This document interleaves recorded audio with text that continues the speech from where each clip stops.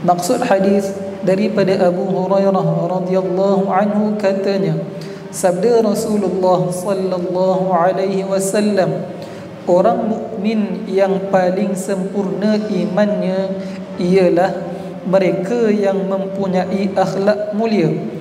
Orang-orang yang terpilih di antara kamu ialah mereka yang baik pergaulan serta hubungannya dengan isteri-isteri mereka.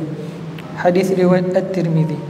Pengajaran hadis, kesempurnaan iman seseorang adalah dinilai dari segi akhlaknya yang mulia. Kedua, para suami dituntut oleh Islam supaya berlaku adil dan baik pergaulan dengan isteri serta penuh bijaksana mengendalikan urusan rumah tangga. Dan yang ketiga, rumah tangga yang harmoni dan bahagia dapat melahirkan satu masyarakat yang baik.